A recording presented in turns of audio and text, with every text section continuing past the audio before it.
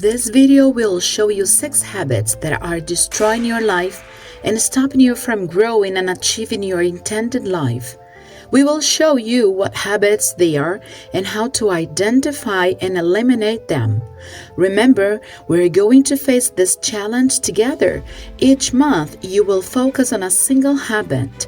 So, at the end of 6 months, you will have eliminated the 6 life destroyers in order to have a more meaningful and successful life. The year has just started and you have made many promises to yourself. But the problem is that everything is just in your mind.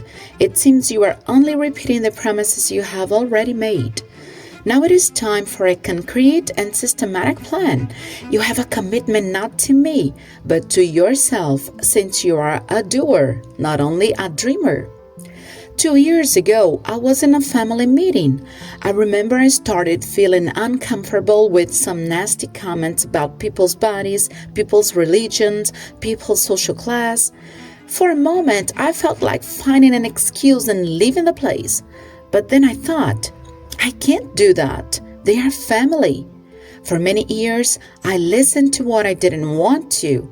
I laughed with things I didn't consider to be funny because the same argument was inserted in my mind since childhood.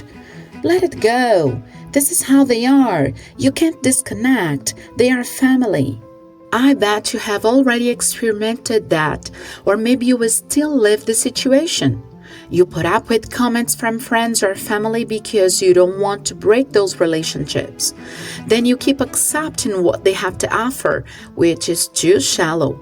Even not being respected, you keep in the same environment for years because, after all, they are family or like family. The first change you immediately need to make for your own mental health is do not get related with people who are disrespectful, mean, with ulterior motives. Those kinds of people have nothing to offer, and you have no reason to be attached to them. So start changing the scenario little by little.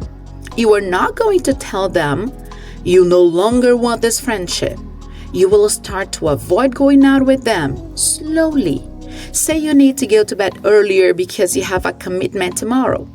Say you are out of money. Little by little, they will know you are different, which is incredible, and they will leave you alone. And no, this is not a problem. You are going to find creative, deep, and respectful relationship for the life you aim. If you are somehow dependent on the toxic person you want to be far from, then before the process of getting distant, you need to provide a way to be independent of him or her. It doesn't matter if it is an emotional or financial dependence. Get rid of it as soon as possible so you can be free to find your way with dignity. So the first thing to focus and change is do not get related with toxic people. Now, do you know someone who just studied until he got a job? And after that, he no longer had the curiosity of knowing new things and acquiring new knowledge? I remember when I started studying Spanish, and some close people asked me the reason to learn another foreign language if I already had the job that I wanted at the time. Are you going to do an evaluation? Are you going to travel abroad? Why would somebody study something if not for professional matters? It happens that the same way it is important to keep the body in movement, it is not different when it comes to the brain. Studying a foreign language, reading good literature, having knowledge about financial education, reading about the functioning of our brain and body are important to keep our mind fresh, updated, and broadened. The second elimination will be about constant study. So don't stop studying and learning, no matter what. Do you like this type of content doer? Then help us share it with more people. It's easy, come on. Subscribe, click the like button, and share it with a friend. Now, imagine yourself at a park playing with your child, your nephews, nieces, or with your friends' kids. But in a moment, you notice you are breathless because you have no physical resistance. This is absolutely one of the most disappointing situations someone can face. A sedentary lifestyle does not only have to do with playing with kids in a park. If you are sedentary, it's harder to accomplish many other simple daily activities, just like doing the laundry, doing the dishes, buying the groceries. Even the quality of the sexual life suffers the consequences of a sedentary life. If you want to know more about what happens to your body and mind when you practice a physical activity, click this card here, watch this video, and find out how exercising can change you from the inside to the outside. So the third thing to change is, do not be sedentary. Move yourself. The renowned American psychologist William James showed in his studies that our body is capable of communicating with our brain, and the brain is capable of interpreting the message sent by the body. This is why the psychologist Jordan Peterson wrote a whole chapter of his book about the importance of posture. You can take the position of a scared and fragile person or of a strong and dominant one. Click this video to access a rich content approaching the 12 rules for life defended by Dr. Jordan Peterson. You will be surprised and compelled to change some habits in your life. When you eat sugary food, your dopamine is increased. The same happens if you consume porn. When you use social web, when you play video games with your friends, etc. What do they have in common though? They are all related to the fast dopamine. When you expose your brain only to these kinds of dopamine, you are leading it to be lazy. So it refuses to search for long-term dopaminergic activities such like reading a difficult book, studying for longer periods of time, watching a challenging movie, which requires a lot of reflection and knowledge in different areas. Have you asked yourself why you have been out of patience to see a longer video here? Have you asked yourself the reason the short format of videos have many more viewers than longer ones? Then, your fourth change is stop searching for fast dopamine all the time. Stop scrolling your Instagram screen without a clear and productive purpose. Stop using TikTok for 2-3 hours straight. Stop consuming useless content. Stop everything that makes you paralyzed. When you do those things mentioned here, it is clear you are no longer in the control of what you see and do. That is, whatever comes, you consume without a critical reflection. Our brain is a resilient machine that works according to exposure it has. If you start presenting new patterns to your brain, it may be tough in the very beginning, but then it will get used to those higher levels. For example, if you start exposing your brain to harder texts, your brain will firstly feel tired and bored because of the change of patterns. It is just as if your brain could scream, "Change it back! I'm getting frustrated with this new challenge forcing me to leave my comfort zone." Do you understand it?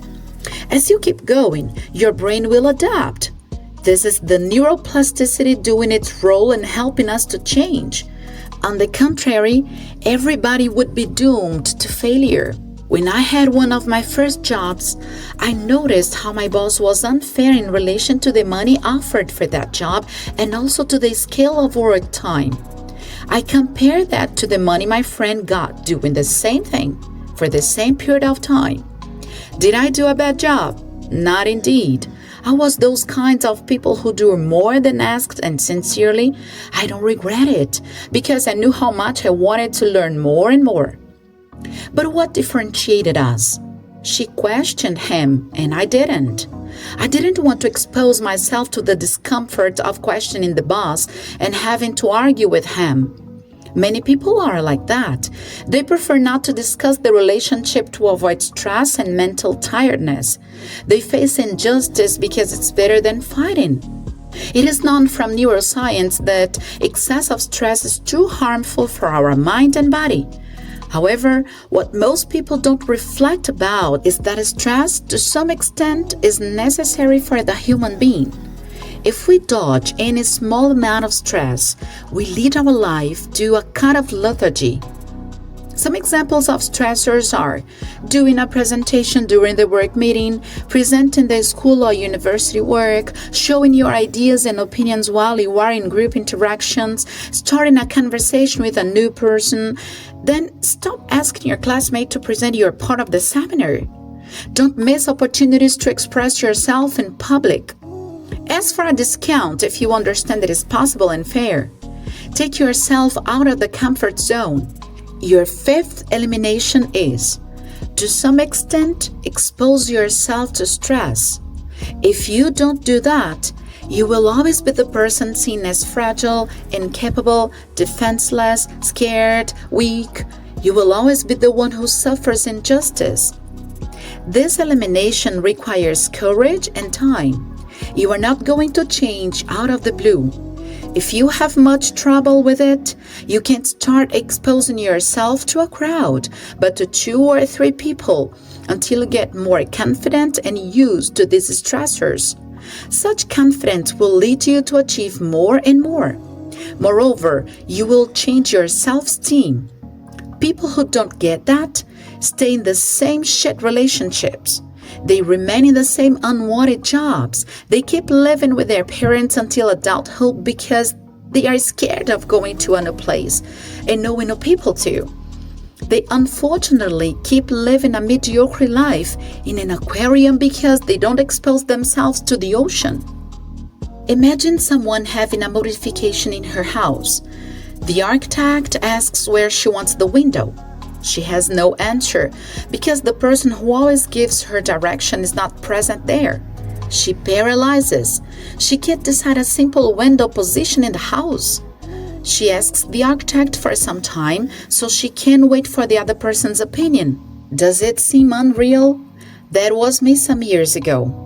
When we make our own decisions, we need to deal with the possibility of going right or wrong.